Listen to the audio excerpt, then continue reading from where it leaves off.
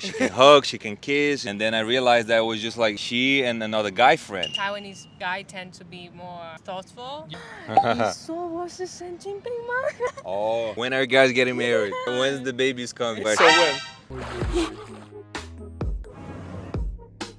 Hey, 大家好，我是慧在。Today I invited a great couple of travelers. I'm Adele. I'm from Taiwan. I also have a YouTube channel. 大家好，我是费丹尼, as you may know, and I'm from Brazil, and I've been in Taiwan for maybe 14, almost 15 years. I even forgot. Wow, we are starting strong with some Taiwanese. 大家好, I like it. How did you guys meet each other? Well, we met online and then we went on hiking for our first hangout. Should I call it a date? And then we went on hiking 7 a.m. super early. Probably I wouldn't go to this date myself. Yeah, 7 a.m. dude. So- Cold as hell. She was late. Who is late will pay the coffee. So she invited me the coffee in the first day we meet.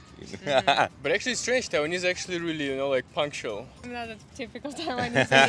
Have any funny stories from your first dates? We talk about aliens. So you found each other, yeah? Yeah. You have any misunderstanding? Obviously you have a lot of cultural differences. We got along pretty well, I would say. But of course, you always have something that is more related to culture that would not make me feel comfortable. There was one time that she was like, okay, I'm gonna go watch a movie with a friend. I suppose a lot of people go. And then I realized that it was just like she and another guy friend. I was like, what is that? Hey, I found it weird. In Taiwan, it seems like it's a bit different. In Russia, the same. Yeah. My girlfriend goes with some male friend somewhere alone. Yeah. I would feel it's strange. In Right. Russia, Don't do accept that. It, yeah. Right. But in Taiwan, it's different. I Yeah. mean, even I can go with some female friend. Right. And it's okay, nobody cares. Yeah, I think for having a dinner, Yeah. things like this is fine. Going to watch a movie definition of- in a movie theater, it just feels a little weird, Yeah, it's more like, hey, you take a girl on a date. More like the brain understands that as, something is going on, In Taiwan, you'll be fine if your wife were going out watching a movie with male friend. Yeah, but most of her friends are gays.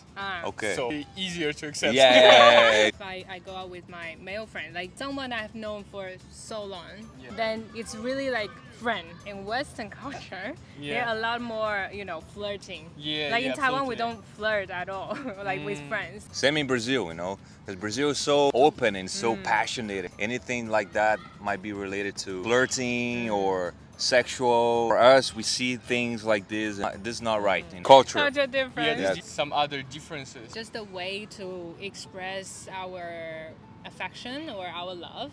It's also different. I remember one time you went away for a few days and then you came back. To welcome you coming back, I was cleaning the room and trying to make it nice and organized to make it comfortable. I didn't give him a big kiss right away, a big hug, like a Brazilian way to show the affection. He might feel missing something. In Taiwan, we are really used to express our love through action. Cooking, washing dishes, Yeah. cleaning the room, not so much kissing and touching. So I think that's also one of the cultural difference that we experienced. Yeah, Taiwanese usually don't hug, don't kiss each other. As No. Brazilian, we need that passion. So I think she's learning that. Is she better? She's getting better. Ah. Yeah. One day she'll be fully Brazilian. Yeah. So- My wife is also, when we just met and when I just, hugged her, she was frozen. I thought, what the hell's going on? There's no reaction. Yeah. And she just told me, Taiwanese don't hug even, her parents don't really hug her. Yeah, that's true. It's important to understand these cultural differences to navigate the relationship. Because I had my learning curve already. When I first arrived in Taiwan, I didn't know. Maybe I was overwhelmed to some people. Then after staying here for some time, I understand the culture. And I know how to navigate it. You expect her to be more passionate towards you. Oh yeah, totally. Yeah. It's a good course. thing, You need to cultivate that. How many languages can you speak? 4: Portuguese, Spanish, English, and Chinese. Same Chinese, English, and Spanish. Portuguese. What language do you speak in daily life? English and English? Chinese. Did you have any misunderstanding because of language barriers? I remember one time he say in Mandarin, 神经病.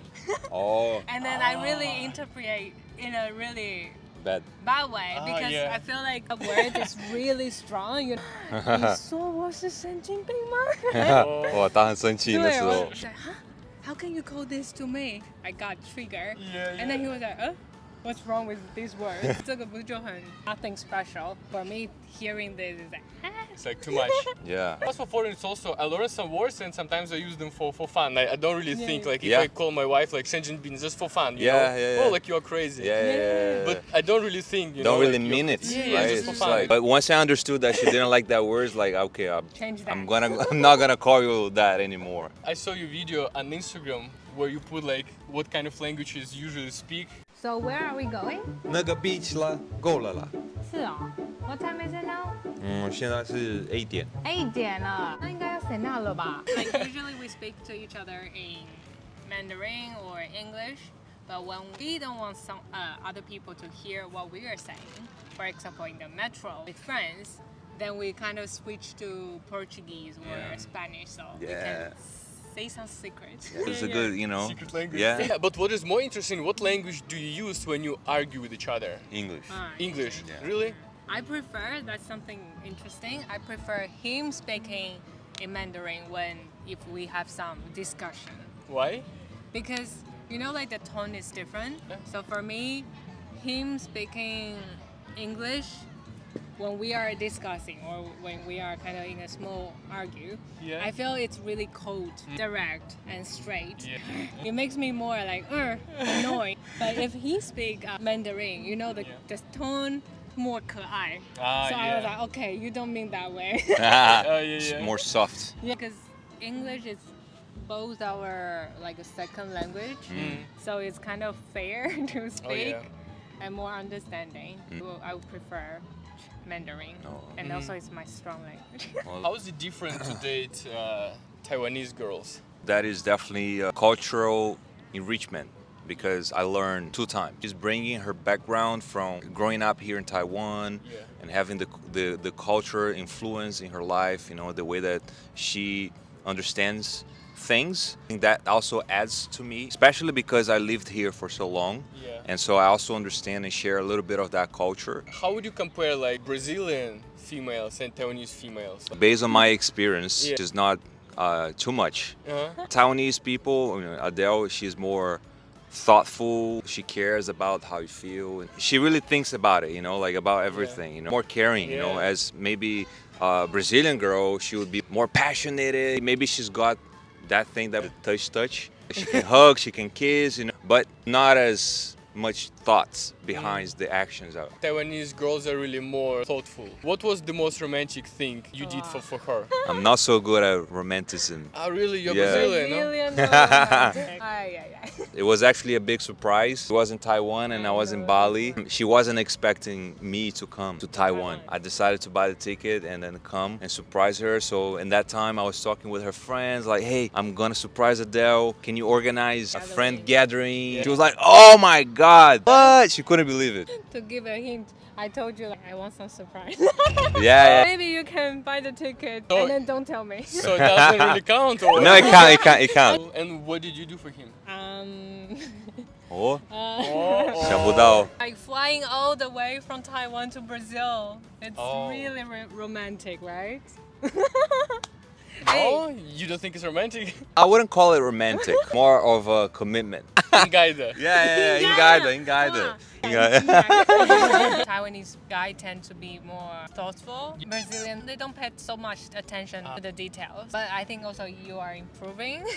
You know, like all these little things to show like I'm really care about you. Writing a little card, sending flowers, buy a little hot chocolate. But I feel like these things that happen with Taiwanese is just in the first month, second month, you know? And then after the guy got the girls, like, doesn't do it anymore. But I feel like that's how we express our love through action. We probably don't say a lot through this action. I really want you to know I care about you. What about your parents? What do they think? They love her. Yeah, oh my God. My mom loves her. When are you guys getting married? Oh, nice. When's the baby's coming, you know? Yeah? All those questions. So when?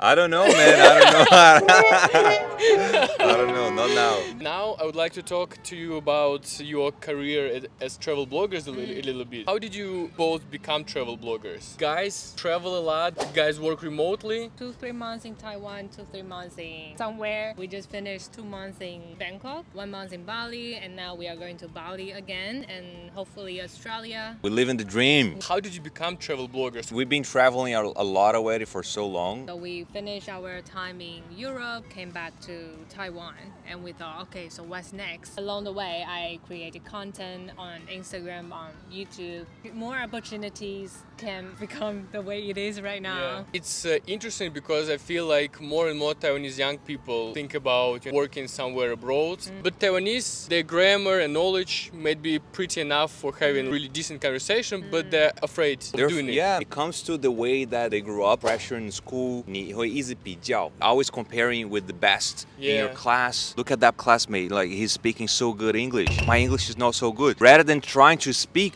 I'm not going to speak at all because I don't want to show people that my English is not so good. Because that happened when they were like so young. They grew up carrying that emotion, that feeling, and they just repressed. They go through their adult life not having that confidence, not having the understanding that, hey, I learn by making mistakes. And if I make the mistakes, it's fine. And if people laugh, whatever, who cares? When I just came to Taiwan, I thought it's like really weird when they put like, you know, kids' name on the banner and their like points that they got, like, you know, in some competition. I felt it's like so weird. They put your name, and if you didn't do well, everyone knows, you know, like, oh, you see this guy, like, they put the name, the people that didn't do well? Yeah, of course. You didn't see that? Like, I don't know. If you go to some bushiban, they put like a banner. Okay. And there is a list of all their students with scores. Like highest score and the lowest score. Okay. So everyone would see how you performed. Oh wow. If you did badly, everyone could see it. Could see it, yeah. Which is strange to me because in Russia it's like private. You know your score, but they wouldn't show it like, you know, to everyone. And in Taiwan, every random person who walks by this bushiban can see, you know. See your name there. You can see that how this can affect their confidence. It can affect their feeling or like how they perceive, because they will think like they're a failure. And that could affect their entire life. Later, if you want to learn more about working remotely, traveling abroad and differences, you can watch our interview with Adele. We'll cover more. That's all for today. Thanks guys for watching it. Thank you for having us. See you next Cheers. time.